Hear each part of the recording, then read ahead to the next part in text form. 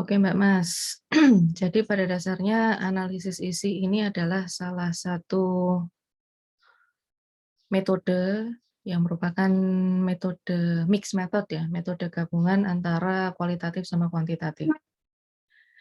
Tapi gimana sih teknisnya dan ini bermanfaat untuk apa saja, kita bahas lebih lanjut. Jadi analisis ini menurut penulis buku babonnya ya, ada namanya Halsey.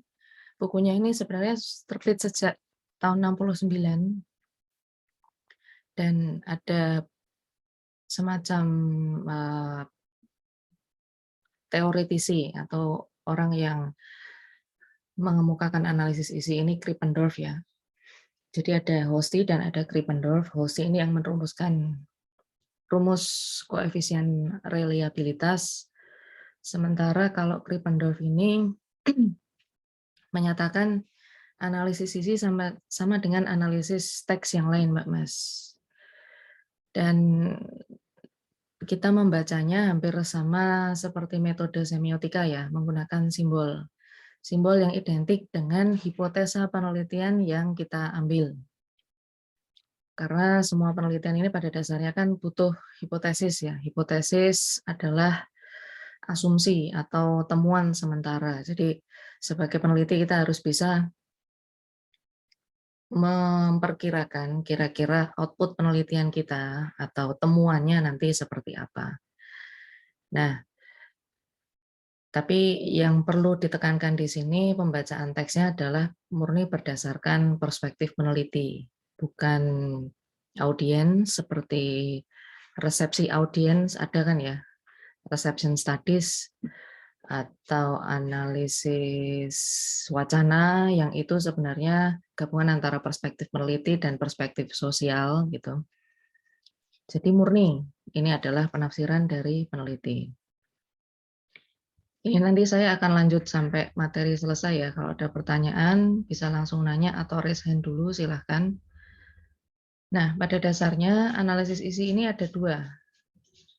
Ada yang konseptual, ada yang relational.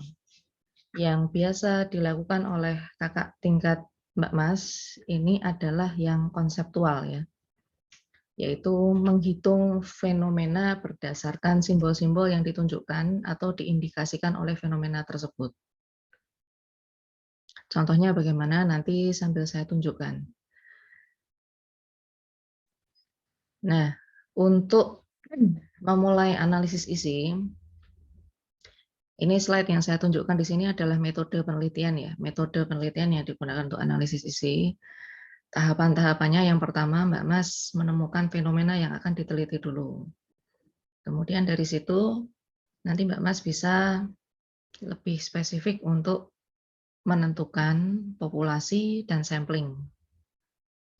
Nah, termasuk nanti di sini ada semacam mengidentifikasi masing-masing indikator yang harus diukur ya. Makanya nanti pada saat sebelum Mbak Mas melakukan analisis isi itu perlu pakai atau perlu menemukan definisi konseptual dan definisi operasional supaya Mbak Mas bisa menemukan apa saja yang akan diteliti ya atau yang dihitung.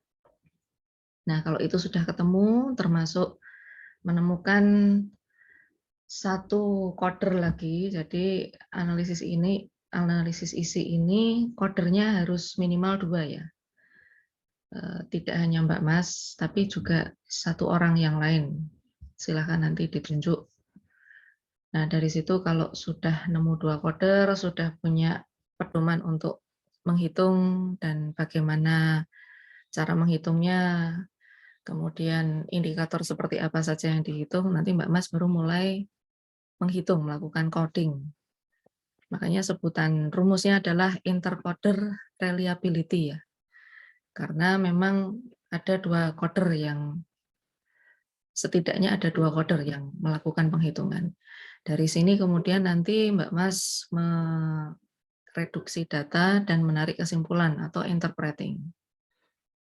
Cukup sederhana dan yang menjadi kelebihan analisis isi dibandingkan analisis teks yang lain, ini tidak murni kualitatif ya Mbak Mas. Mbak Mas punya angka, hasil penghitungan berdasarkan rumus yang bisa dijadikan pegangan. Jadi validasinya tidak hanya secara subjektif atau dari teks saja ya, tapi ada kombinasi antara numerikal, angka, dan teks. Contohnya, sebelum kita bahas tentang contoh, ini Pak Krippendorff itu yang menulis buku analisis isi ya. Ini juga menerapkan semacam batasan untuk Mbak Mas, jadi ini cukup memudahkan sebenarnya untuk buat metode penelitian ya. In case nanti semester depan Mbak Mas sudah perlu untuk nulis proposal skripsi. Yang pertama adalah data apa saja yang dianalisis. Nah, untuk menemukan ini Mbak Mas harus menentukan fenomena komunikasi apa yang akan diteliti lebih dulu. Yang kedua, bagaimana cara data tersebut didefinisikan. Nah, sebelum mulai menghitung, maka Mbak Mas perlu semacam pedoman ya. Ini namanya definisi konseptual. Yang ketiga adalah what is the population or unit from which the sampling data are drawn. Jadi menentukan populasi dan sampel ya. Misalnya Mbak Mas mau neliti apa nih? Contoh ikatan cinta gitu ya. Untuk menunjukkan apa toh? Misalnya kecenderungan keharmonisan keluarga dalam sinetron Ikatan Cinta. Karena ini episodenya sudah terlalu banyak, maka Mbak Mas perlu memilih berdasarkan episode yang ada yang sudah pernah ditayangkan gitu ya. Yang kira-kira judulnya punya indikator keharmonisan cinta atau keharmonisan keluarga gitu ya. Nah, misalnya 4 episode yang akan dipilih, 12 atau bahkan semuanya. Nah, ini nanti tergantung dari hasil diskusi Mbak Mas dengan pembimbing dan data seperti apa yang dibutuhkan oleh riset. Yang keempat, what is the context relative to which the data are analyzed? Untuk bisa merumuskan indikator apa saja yang akan dianalisis, maka Mbak Mas perlu mengidentifikasi definisi operasional ya. Definisi operasional ini adalah menumerisasikan atau mengkuantifikasikan fenomena kualitatif.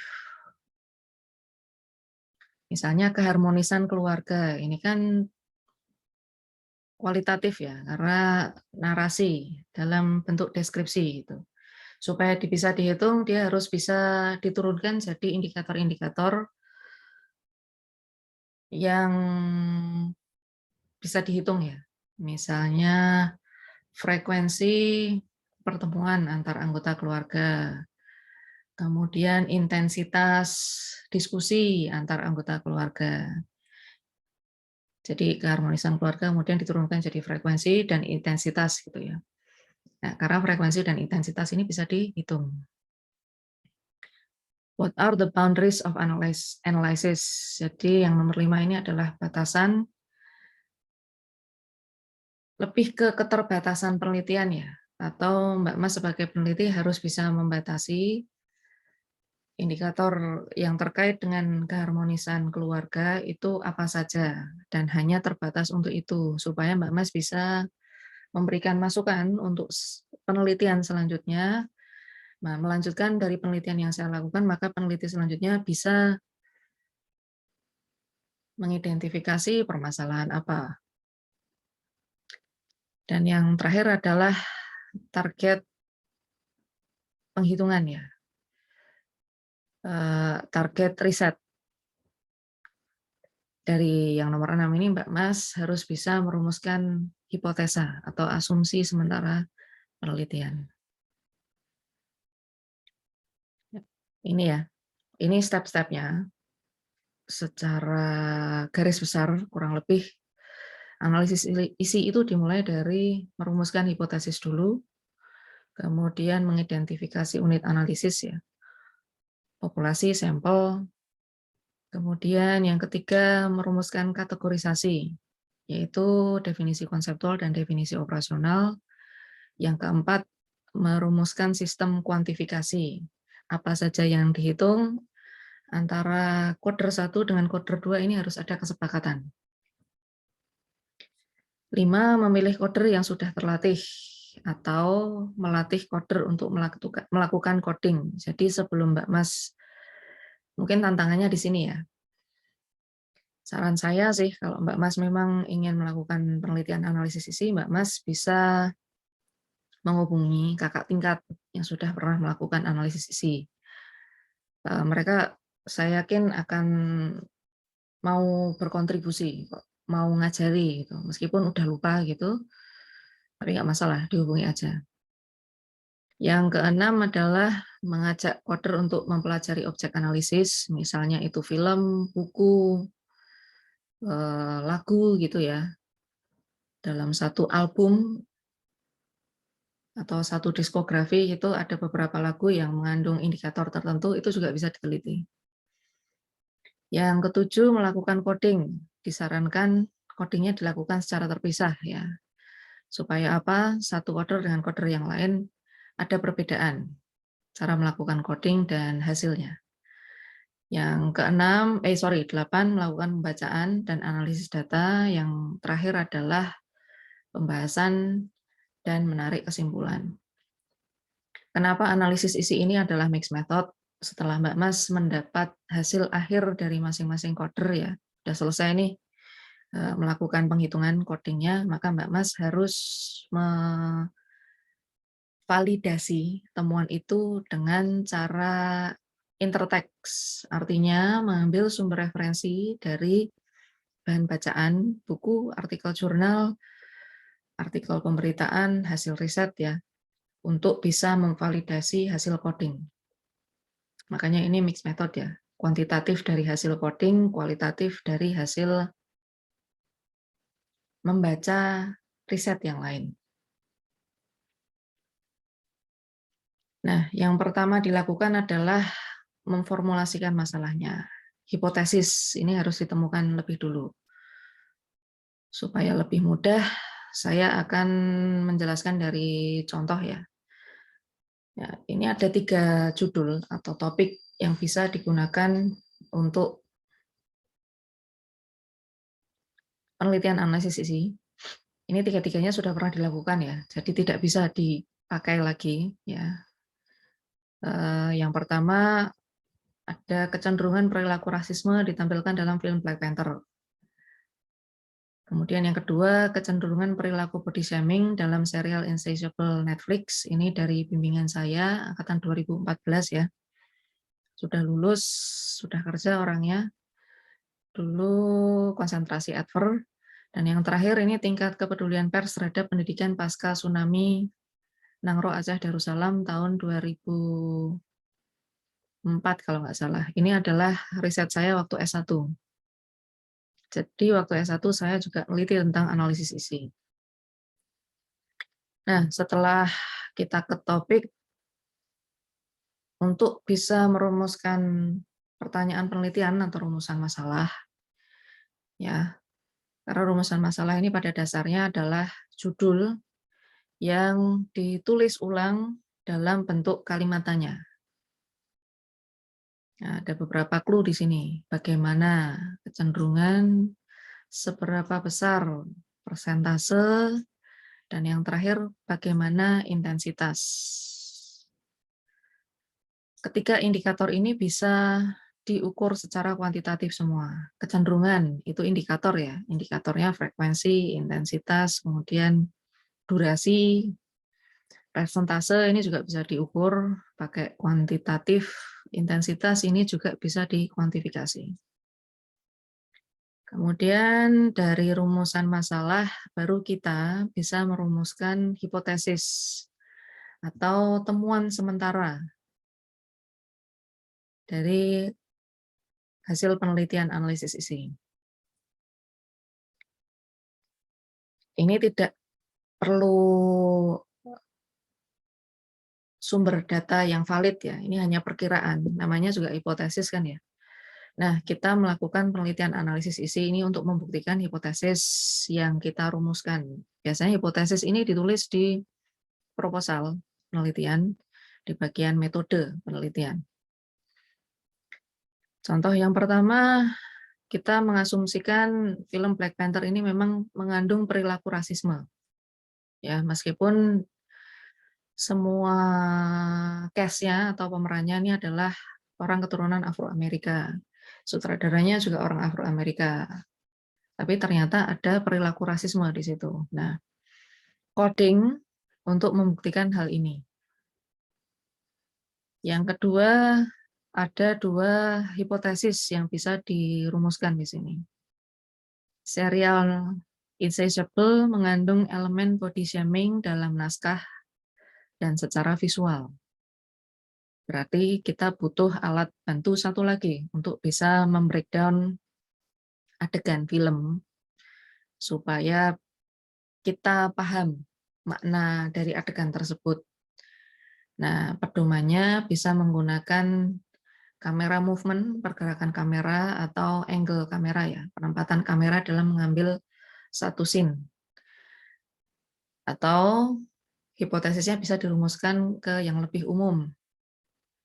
Terdapat unsur body shaming dalam serial Insatiable. Sorry, ini ada salah ketik ya. Nah, di sini juga kelihatan kita akan teliti berapa episode.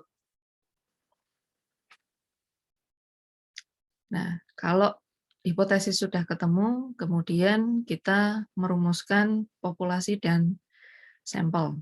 Ya, populasi dan sampel di sini kita memperkirakan kemampuan riset kita ya, seberapa besar data yang akan kita riset.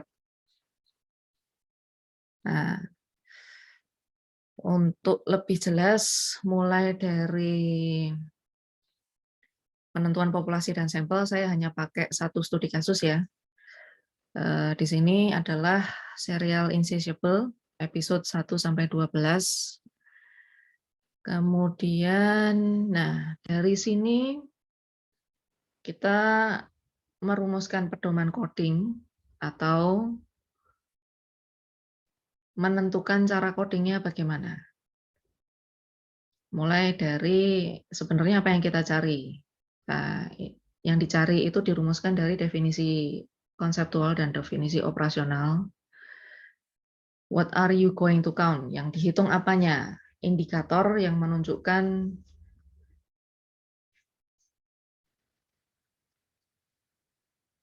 variabel dalam judul, ya, salah satu indikator saja. Nah, caranya begini, Mbak Mas. Dari serial Insatiable, tadi kita sebenarnya pengen mencari kecenderungan body shaming ya, perilaku body shaming. Mulai dari definisi konseptualnya dulu. Body shaming ini bisa dipahami sebagai perundungan yang menyatakan dominasi. Cara mencari ini di mana, Mbak Mas?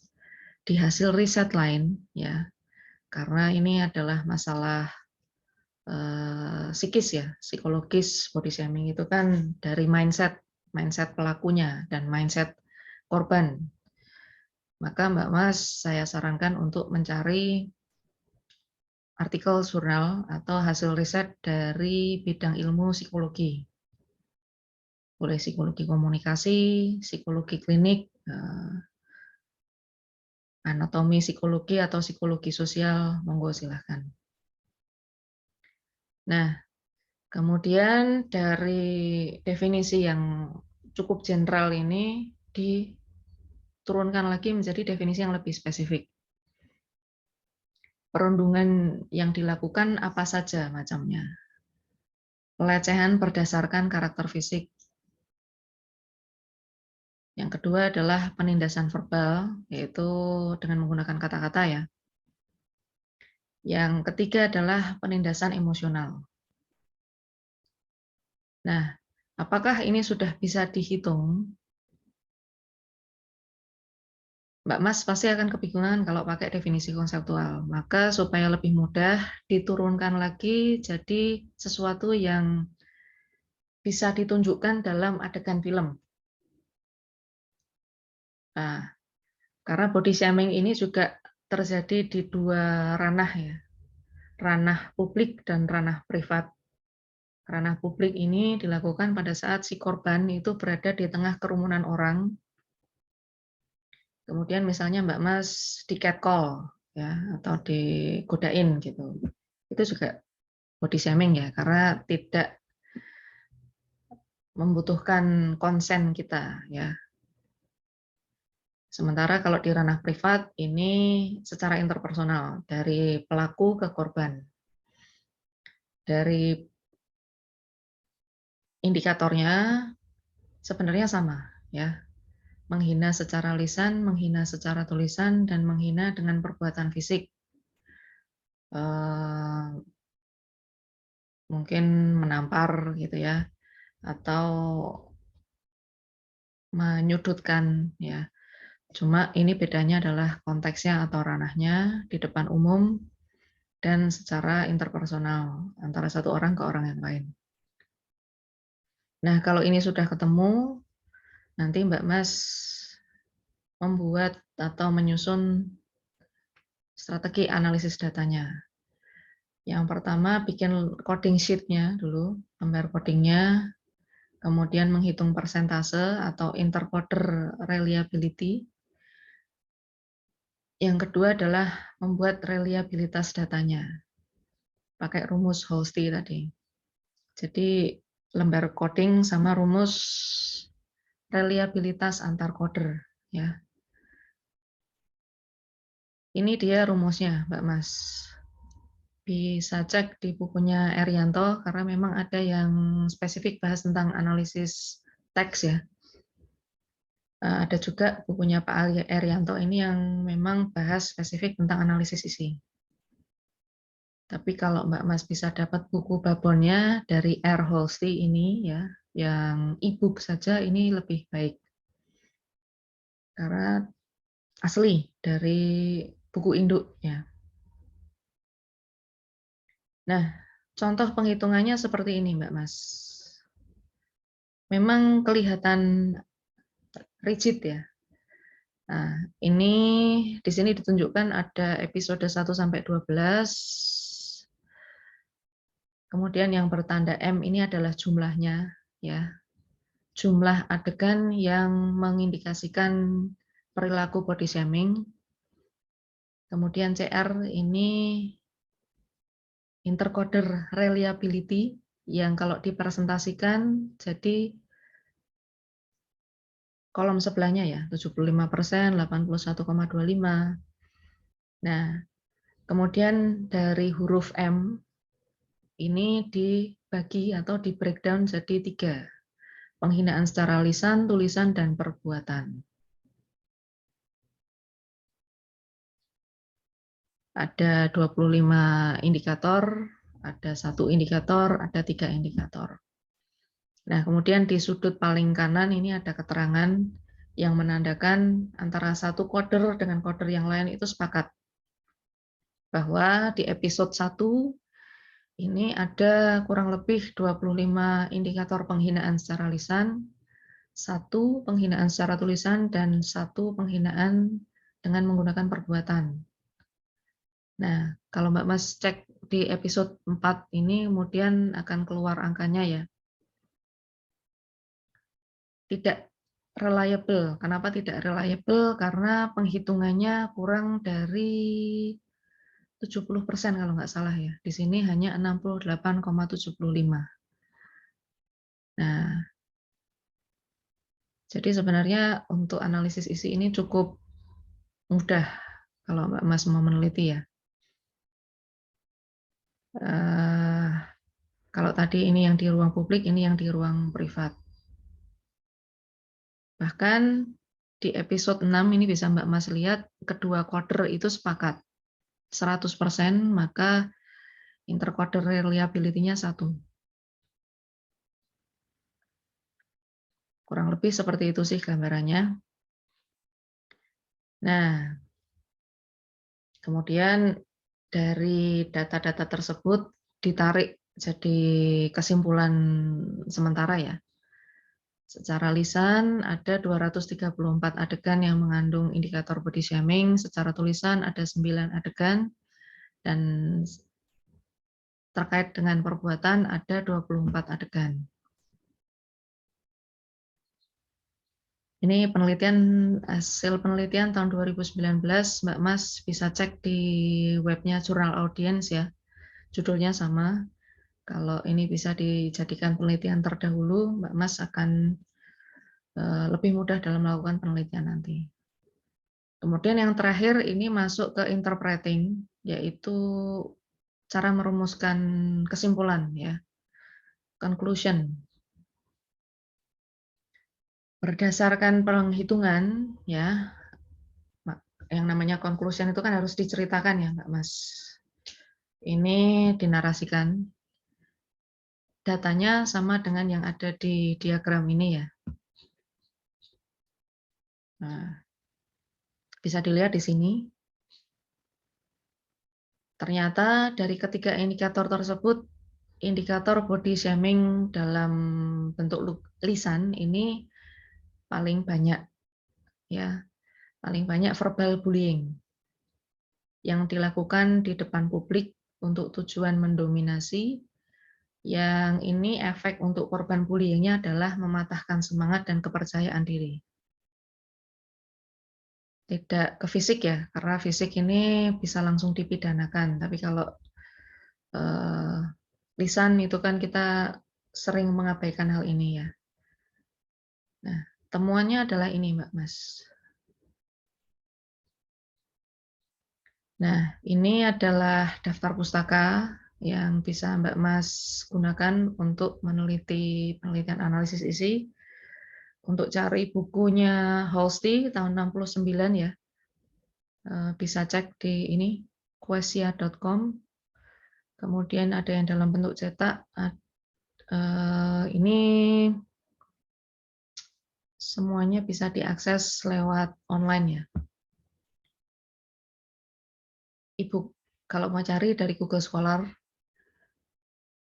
gunakan juga Sci-Hub ya. Oke Mbak Mas, monggo silakan kalau ada pertanyaan.